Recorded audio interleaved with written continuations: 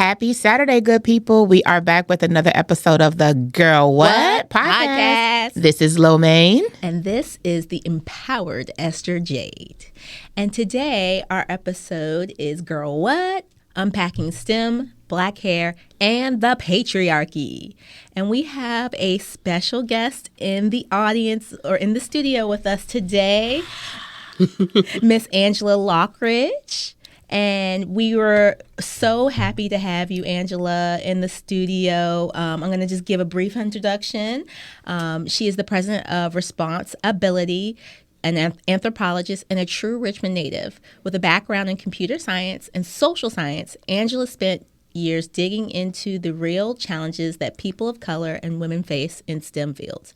After traveling the world, she made her way back home to RVA, and now she's using her experience to break down barriers in science and tech and help workplaces become way more inclusive. And we are going to have her in on our What's the Tea, Sis? So our segment is Race and Gender Dynamics in STEM with Angela, the Anthropologist. Yay. Thank you for having me. Of course. Yes, thank you, Angela, for gracing us with your presence on Girl What podcast. Lo and I want to center race and gender dynamics in science, technology, engineering, and mathematics. In case for people who didn't know, that means STEM. So, Angela, welcome. Thank you. So, is there anything you'd like the audience to know before we start? No. Like I said, happy to be here. I have been researching this, basically been in bed with this subject for the last 3 years. Oh, wow. So I don't know if y'all can imagine just looking at something every day and trying to put that into words and, under 100 pages, for my thesis that I turned in earlier this spring, so spring of 2025. Wow. And to condense that 3 years, with interviews, with, research, it was really very much a challenge, but at the same time, I changed, and my hope is that, like you said, workplaces change. I hope schools change. And I definitely hope that our future leadership changes based off of the bit of research I was able to do. No, that's a lot of data, but can you tell us what led you to this thesis? Well, the biggest thing was that I am in the field of STEM. Okay. So right now I'm an educator. I am a glorified nerd. And what realms can I be welcomed in? And obviously it's education.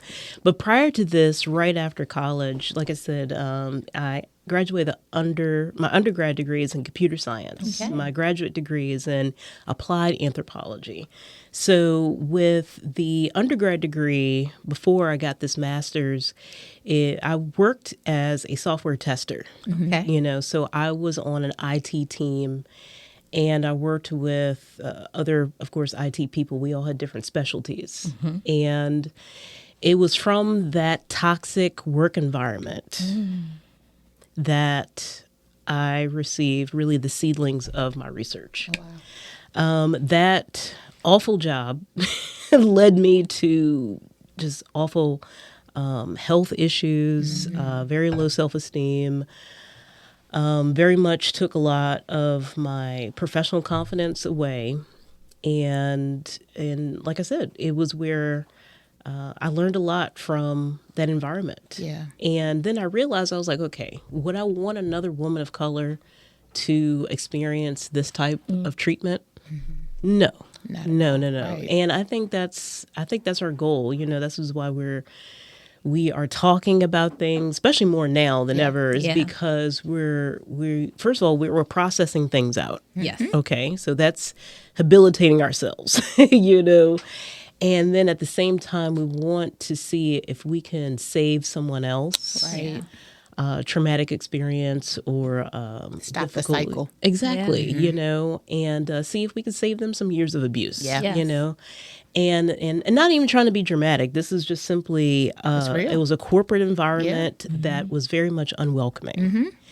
And blatantly so, and it had very, very, very little to do with my education. you know, it had a lot to do with who I was as a person. And anyway, like I said, that was the seedling of my research. So I know this is not one of the interview questions, but I just thought, like, how did you marry computer science and anthropology? Because on paper, I think most people wouldn't think that go together. Right. No, it's a great question. I get it a lot, so I'm ready. The thing is that, so we know computer science is an applied science. Right. You know, this is where programming comes in, coding comes in. This is where how computers talk to each other is a thing.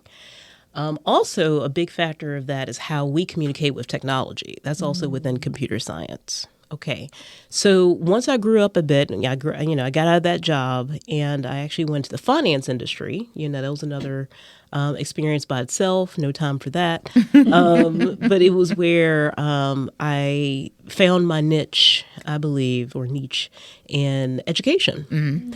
And I'm actually in a district that rewards furthering your education. Oh, nice. And so when my department chair challenged me to say, okay, you know, everyone in our department has their master's degree. We're glad to have you. But what are you looking into to further your education? Right. And it was a gentle nudge. It was, you know, very, very sweet, actually. Completely different environment than where I came from. Right. Very nurturing, I bet. Very nurturing. Another woman of color, Okay. you know, who had her master's and already saw the benefits of that. Okay. And she said, this is the thing. It doesn't matter what you get your master's in. You're in education. As long as you have some sort of master's, you get a pay increase. You get, you know, newer opportunities, so forth and so on.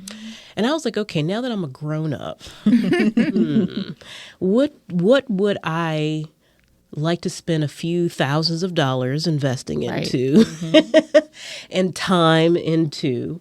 And like you mentioned, it was where I had traveled the world by then. You know, I've always had a love for not only our culture as African Americans, but also cultures around the world. Yeah. And strangely, I have felt more comfortable in other countries, more so than this country. And mainly because of acceptance, mainly because of I'm learning. You know, like I said, I'm a nerd, so I love learning about people, their customs, their rituals, their symbols, so forth and so on. And I've been to the continent of Africa 3 times. I've been to the West Coast, Ghana, East Coast twice. That was Tanzania as well as Kenya. You know, so all of those experiences made me realize that technology touches all of us in some way, shape, or form.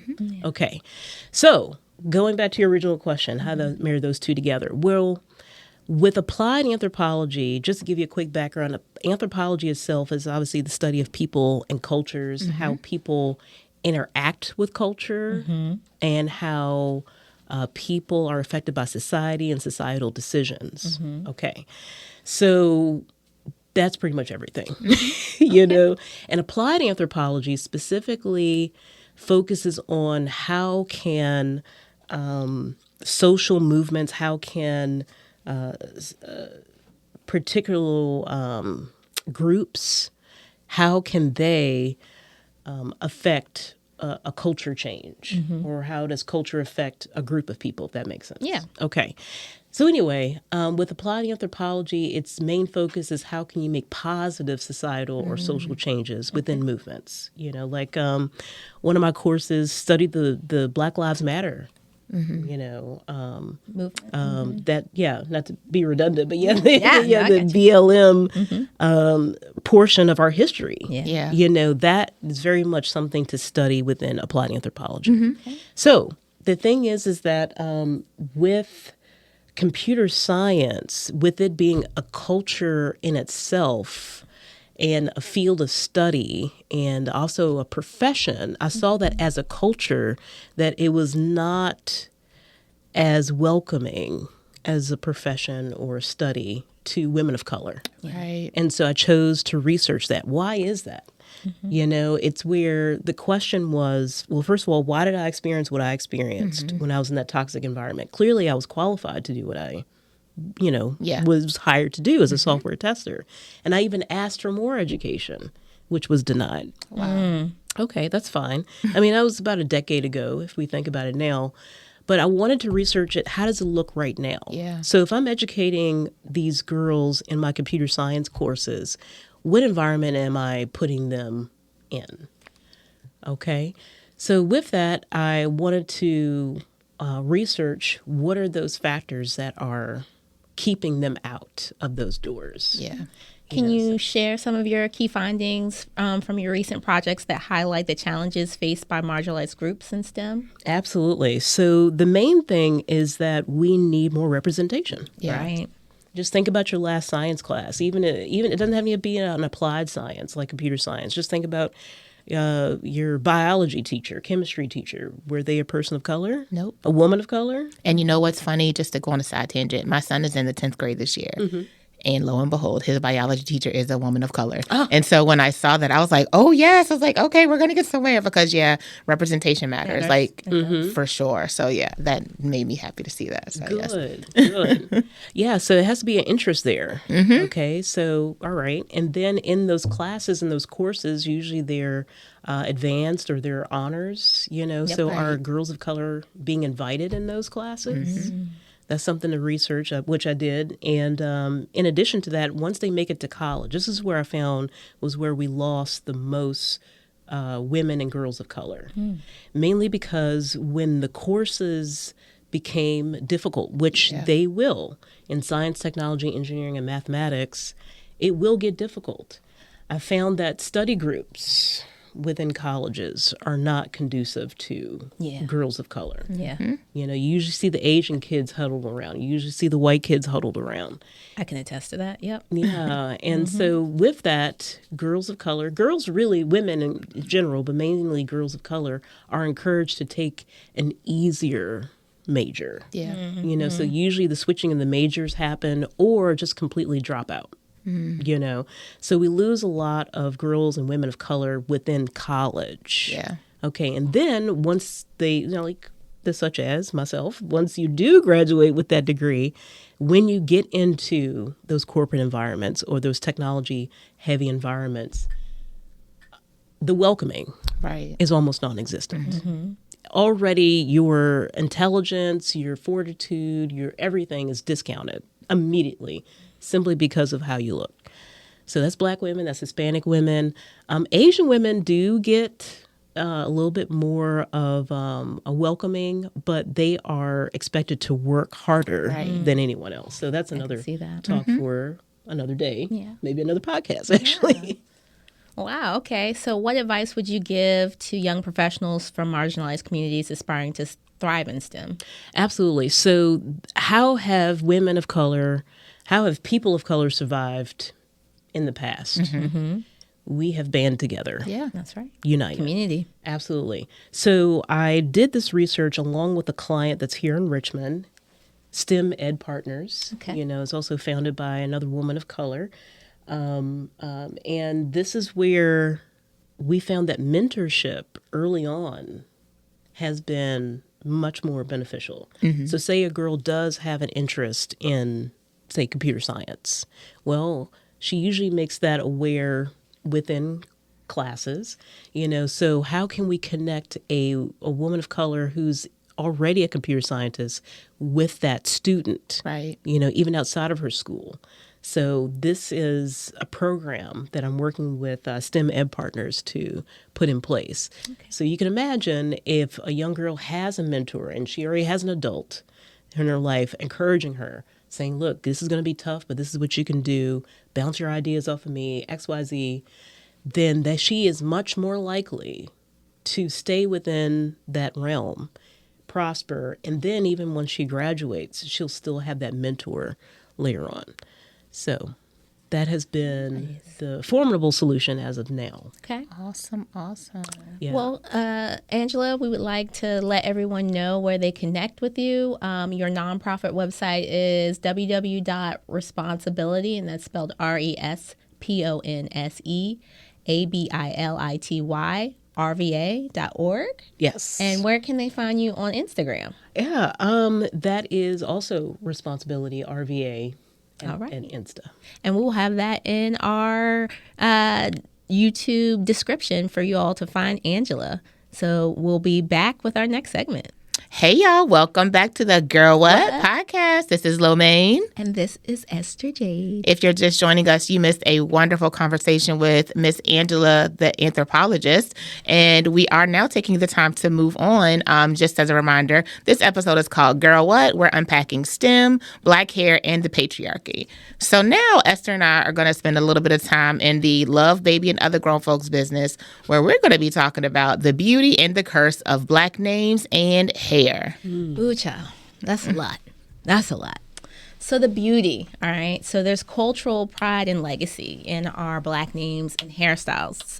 So that serves as a living symbol of heritage, creativity, and resistance for the Black American community and the Black diaspora across the world. In 2025, more parents and professionals are reclaiming traditional African names and natural hair aesthetics as a form of empowerment and visibility.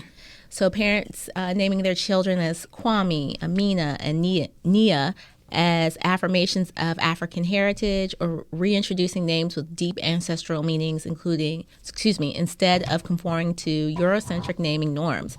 And similar, the popularity of styles like Bantu knots, Fulani braids, and afros represents a conscious celebration of lineage and identity. One of those things is I would like to talk about with that is that what I've noticed, especially with AI. Mm-hmm. So I have a very, Esther's a very biblical name, so that wouldn't get flagged. But there's a lot of AI that is flagging Black sounding or ethnic sounding names, so that, for instance, these 319,000 Black women that have been displaced from, unrighteously so, from these federal jobs, now are thrown back out there. And if they have a Afrocentric or an Ashley spelled differently, they are basically blocked from jobs. Let me tell you something, though. Mm-hmm. As someone who has previously worked in the government, I can honestly and truly say, for me personally, and again, it's not because I have a common name, but, in general, for me, how I got into the government, it was a who I knew and it's not what I knew. Mm-hmm. So I feel like, in a sense, with a lot of these women, of course, they still have that, or hopefully they still have those connections. And of course, it's like, okay, yes, you see my resume, you know what I've done. So we're going to hope that, even though this whole AI system definitely does come into play for a lot of people, that's not their circumstance, because it's like, okay, if I've been in the government, so I should still have some sort of connection somewhere when I'm ready to get back in, that I'm going to utilize that who I know to, get that information, to whom it needs to go to, so I can definitely get back in the working force. But yeah, it's definitely very true. Just something I've seen on social media. There was a woman who was white presenting, but she was actually Black. And they pretty much straight up told her, and she was going through by hand these applications, or, on the computer, she was the one going through and fleshing them out. And she said they pretty much told her, if there's any name that looked like it could be a Black person, to go ahead and get disregarded and get rid of it. Right. But they didn't know she was Black. So she pretty much told them, was she didn't tell them, but she pretty much called them out on the internet and was like, just because I look white, y'all need to be careful, because y'all dealing with a Black woman right here. Mm-hmm. Yeah, that's interesting. I have an entire section dedicated to the race ethnicity box on applications and ethnic identities. And it goes beyond even African Americans. Yeah. And it's where Dianca Nava, she's actually from the Chickasaw tribe. Okay. And near Oklahoma, I believe. That's where they're.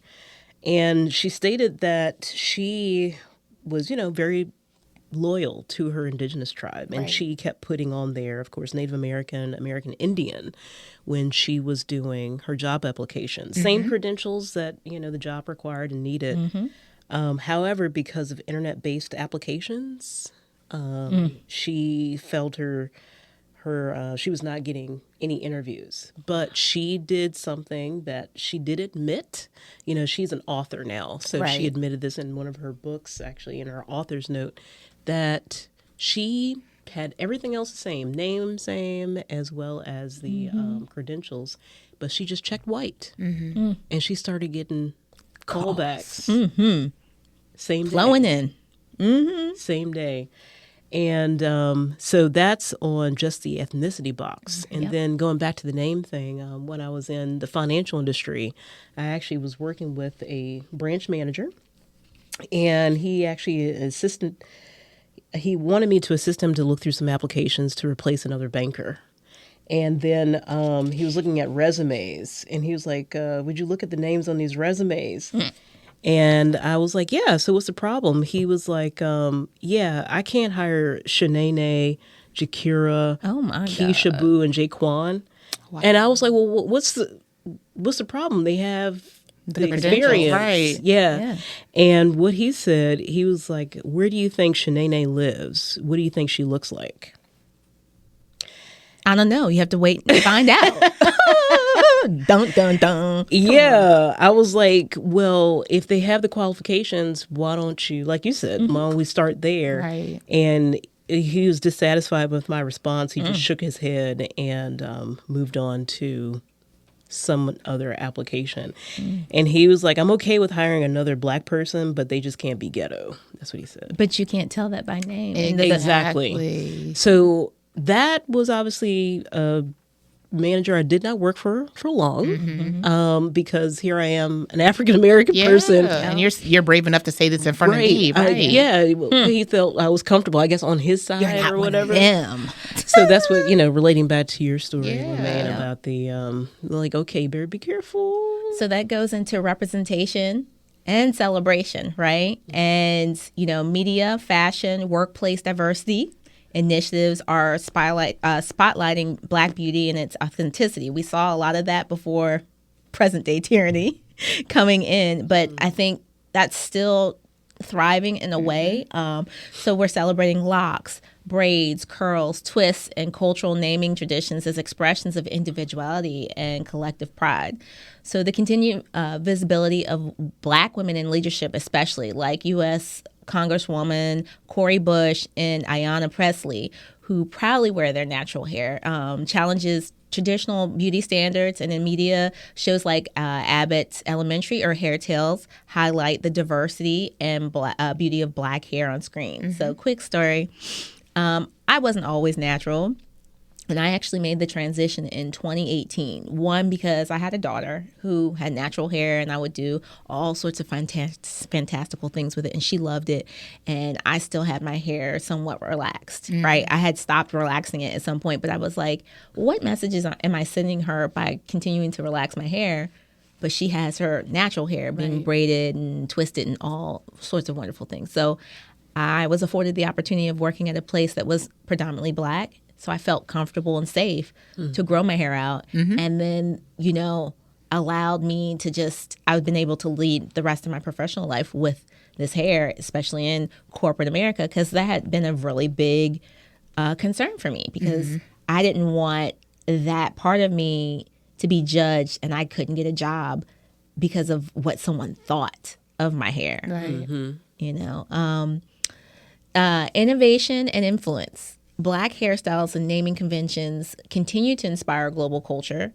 From viral trends to mainstream art and entertainment, Black creativity sets the standard while reinforcing community, identity, and solidarity. So Black hair artistry continues to shape global fashion and beauty trends. Runway designers showcasing locks, braids, twist outs on international models, or hairstyles like Ursula Stefan or Tokyo Styles with a Z, being credited as trendsetters in the beauty industry. Similarly, names once marginalized like Aaliyah or Malik are now common and admired across cultures, which is funny because those are more Arabic names. Yeah.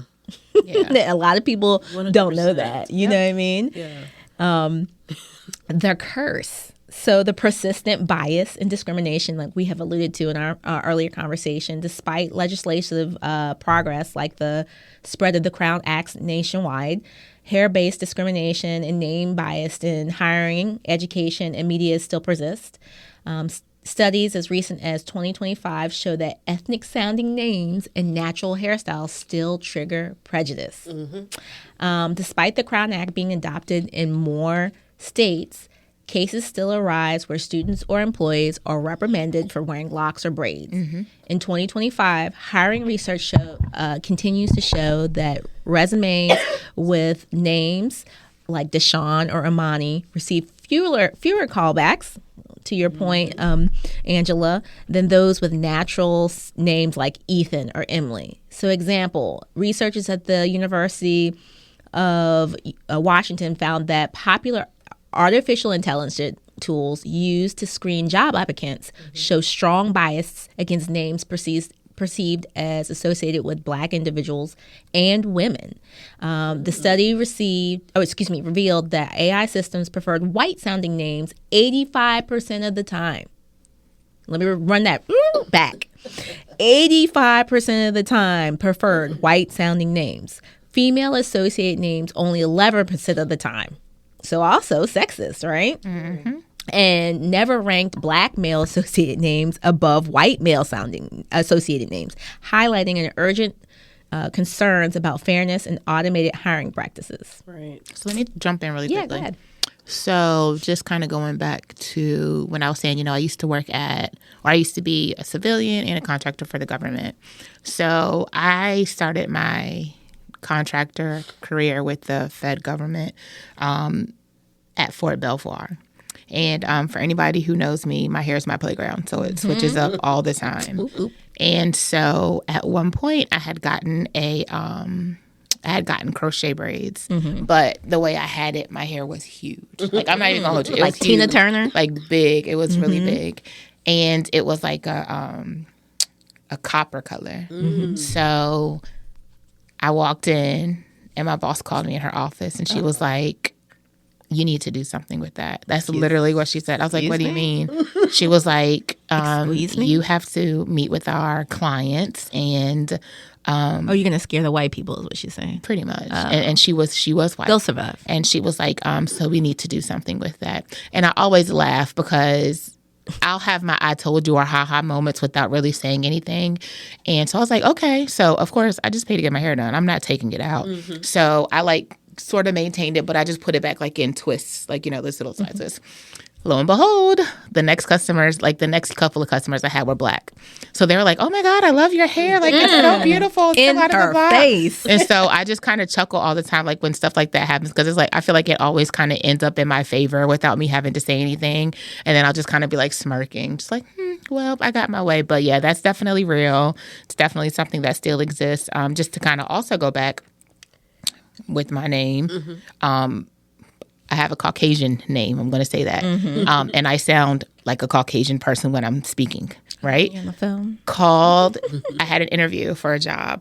They're like, "Yeah, we're still going to take you in, or, interview, we expect you at this time."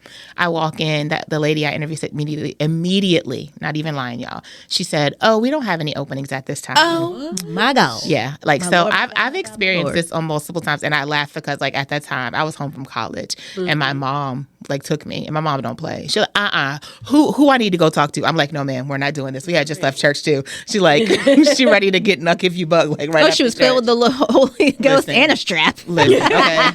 She was filled in multiple ways, right? Yes, but yeah, just as a reminder that this stuff is very real. Yeah. It's very active. If anybody tries to tell you, "No, that doesn't happen," it may not have happened to you, but it definitely is still continuing to happen. It's a story that we all know someone ourselves. Yep. So education and policy conversations in 2025 emphasize continued advocacy in schools, workplaces, and policymaking to ensure that the right to self-expression through name and hair is not only protected but respected.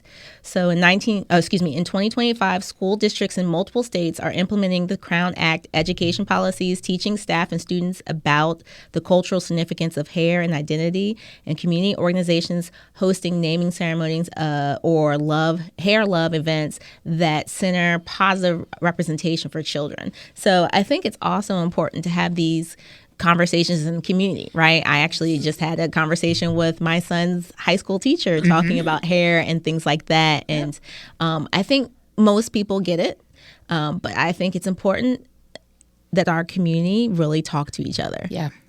Being accepting of each other, and that understanding that we're more alike than we're different, and understanding that the reason why Black people are, don't play about their hair and their baby names is because it's a sense of pride. It's, when you look deep down into our culture.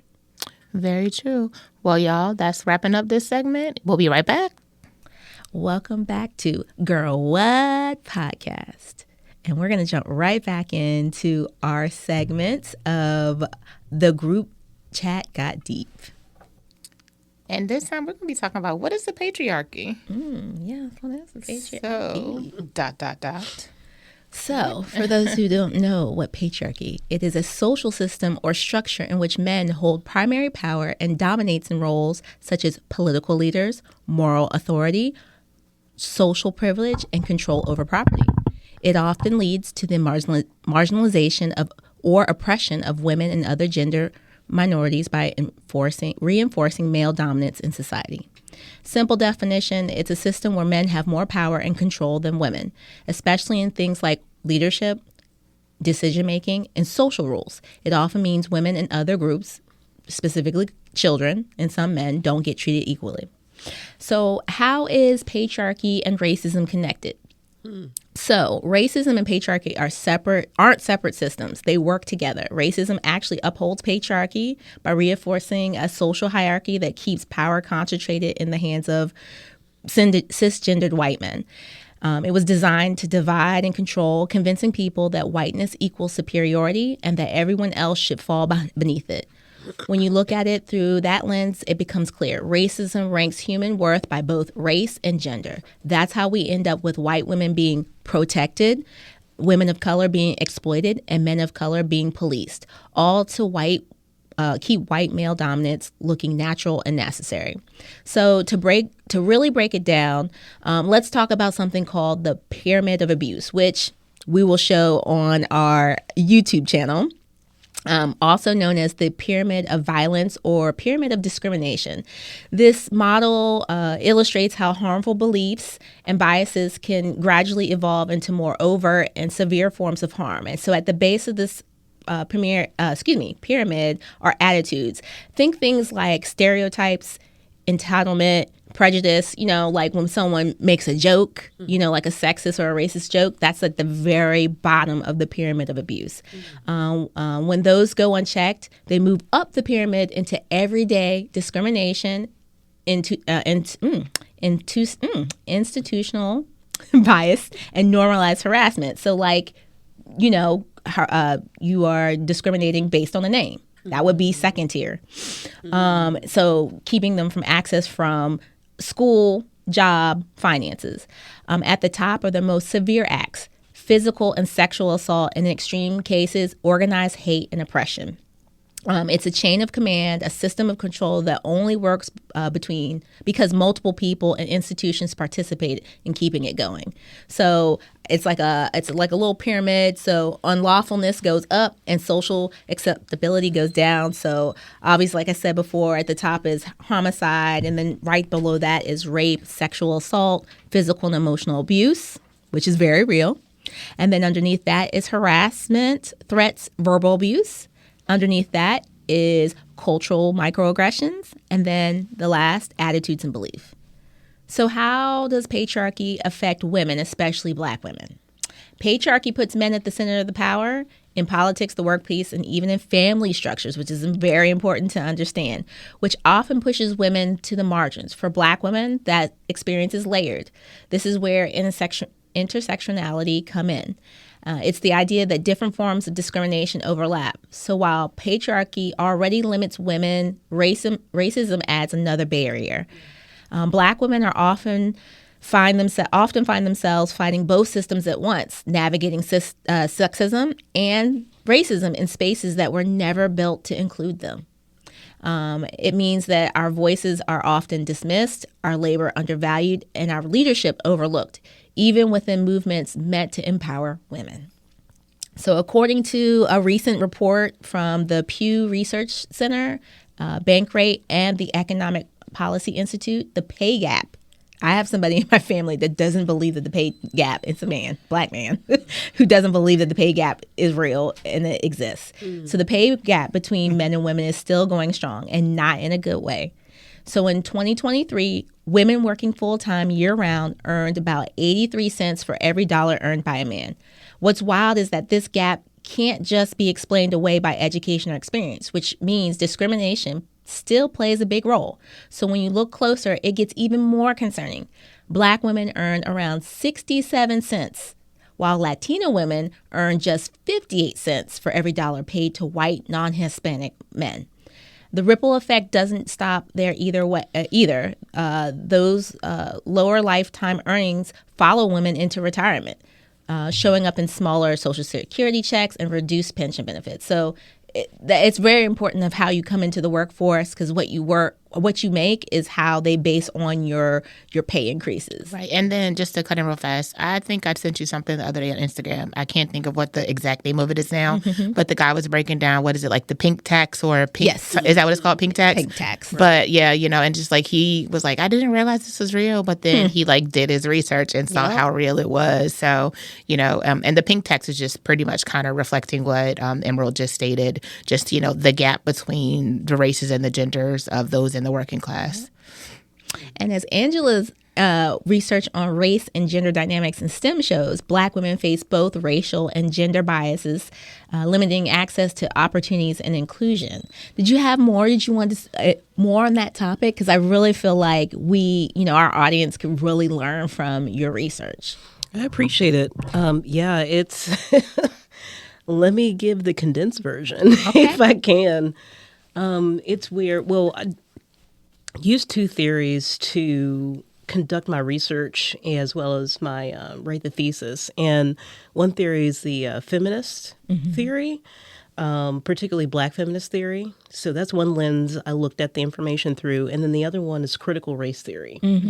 Now, Black feminist theory pretty much has the focus of finding out where does power start and how is power centered and who does power affect. Right. Okay, so you just stated it. It's just it's this country was founded on a patriarchy from its inklings, and it just has perpetuated over the centuries.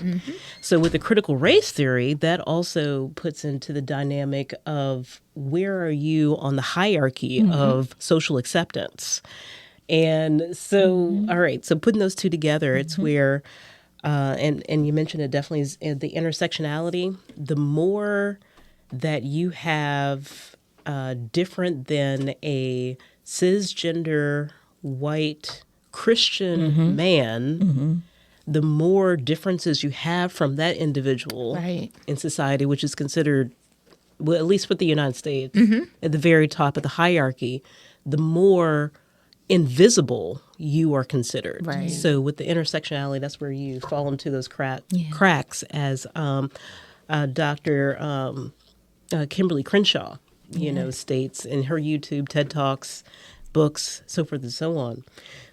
So with that, as you are, and we can even put in disabled too. Yes. So if you are a African, or say you're Hispanic, female, who's disabled and queer, you are very much in that crux of intersectionality and less likely hireable, less likely to have a higher earning potential, less likely to be searched for if gone missing. Yeah. It affects everything. And then that sense of power. So when you mess up someone's financial situation, they have less power in making decisions, which is wild to me because if you do a study, 80% of financial decisions with a home are made by usually the woman. I say the female. Yeah. The leaders. Right. Well, I don't have any research with same-sex men, relationships. But if it is a male and a female in the house, even though the man may earn more, usually 80% of those financial decisions are made by the woman, Right. Who's running the household. Turn 10 cents to a dollar, y'all. Right. Easily. So the patriarchy also enforces strict beauty and professional standards, which we discussed with, because it disproportionately targets Black women's hair, specifically natural hair.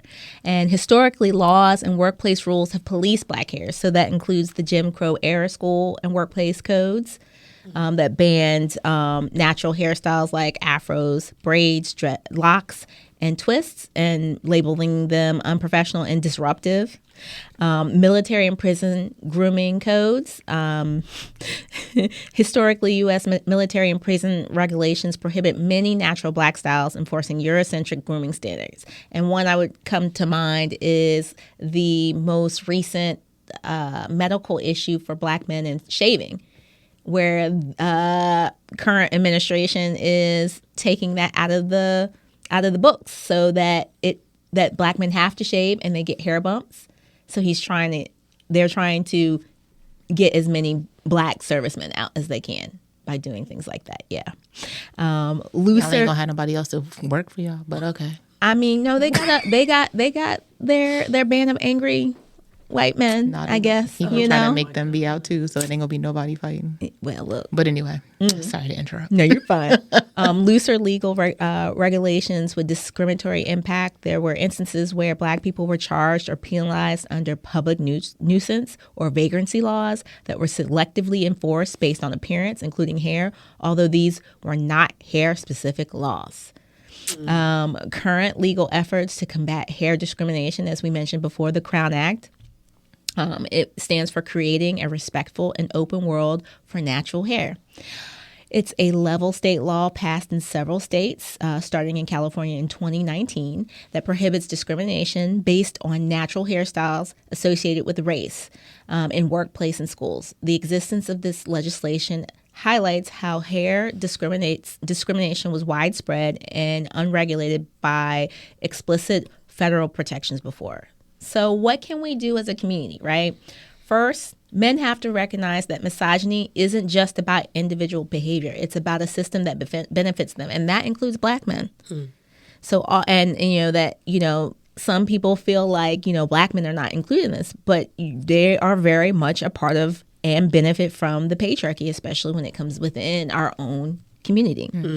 And often in ways they don't even notice. Deconstructing it starts with awareness and accountability. It means listening when women talk about their experience without interrupting, defending, or explaining it away.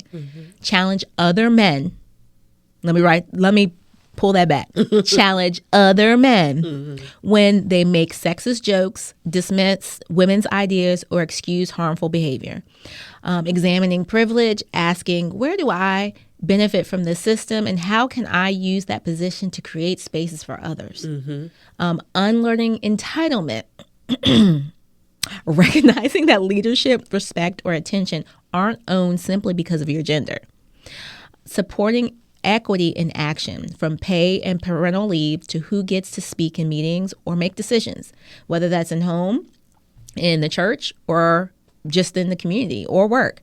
At the root, it's about shifting from seeing equality as a loss of power to understanding it as a shared humanity. So the Black community needs to educate itself and encourage non-Black persons to learn about the intersections of race, gender, and patriarchy.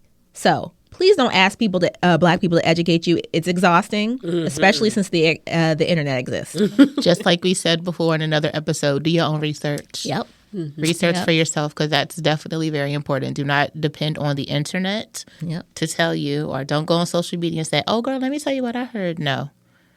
Go look it up for yourself. Libraries do also still exist. Free. So Books. you can go get a book, DVDs, all of that jazz. all of that. It's there for you. Support policies like the Crown Act and advocate for inclusive workspace and school environments that respect cultural identity and expression, amplify voices of Black women leaders and researchers like Angela to highlight these issues and push for systemic change. And finally, foster community spaces that celebrate Black hair and identity as powerful forms of resistance against oppressive standards. And understand that when you focus on the most marginalized communities, we all win. No one really loses any power. That is just a construct, right? It's just people don't want to lose the power to oppress. And once you come to that realization that you don't want to be oppressed, then you shouldn't want to oppress others. Exactly. Let the light bulb go off. Ding, ding, ding. So we'll have more in our YouTube description on patriarchy and where you can find what it is. You can see the pyramid abuse and all of the research articles that I mentioned today's our segment. So now we're headed into That's It. What did we learn here today, y'all? We learned about race and gender dynamics with Angela. Thank you so much for coming here today. Appreciate it. And understanding patriarchy and the beauty of Black names and hair under the tyranny of racism.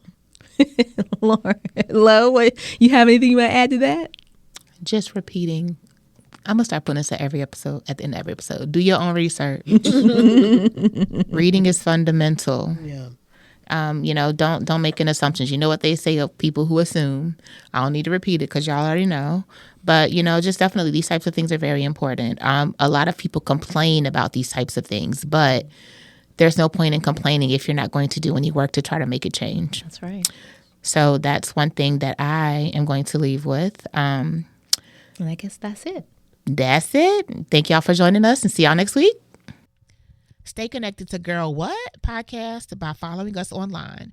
You can follow us on Instagram and YouTube at Girl What podcast. That's GURLWHET